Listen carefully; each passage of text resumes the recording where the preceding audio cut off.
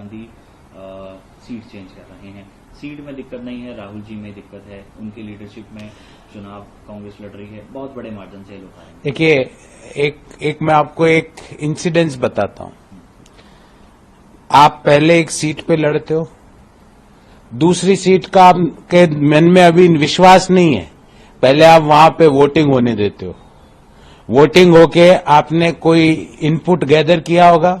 वायनाड में जब तक वोटिंग हुई, जब तक दूसरी सीट पे नहीं लड़ा चुनाव, फाइल नहीं किया नॉमिनेशन, वहां वोटिंग हुई तो उससे जो इनपुट आया कि भाई यहां पर प्रोबेबिलिटी ऑफ विनिंग कम हो रही है, तो दूसरी सीट पकड़ो।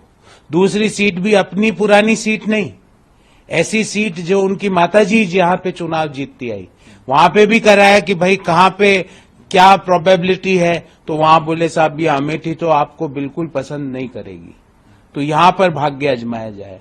तो ये इस तरह का, मैं इसको कहूंगा दिस इज ए मिसचीफ। ये लोगों के साथ और विशेषकर वायनाड के वोटर्स के साथ फ्रॉड हुआ है कि जब तक उनका वोट नहीं पड़ा, आप एक ही जगह से चुनाव लड़ रहे थे, जैसे ही वोट पड़ा आपने दूसरा नॉमिनेशन और फाइल कर दिया। ये बताता है, एक परीक्षा में 2 सवाल थे, कोई एक सवाल करना था, पर एक परीक्षार्थी ने एक सवाल किया और फिर दूसरा सवाल करने लगा। क्यों किया? क्योंकि उसको लगा कि पहला सवाल गलत हो गया है, जब भी वो दूसरा कर रहा है ना। तो ये एक सेल्फ कॉन्फिडेंस और सेल्फ डिक्लेरेशन में और सेल्फ गोल कर रही है कांग्रेस पार्टी, और वायनाड के वोटर्स के साथ फ्रॉड कर रही है।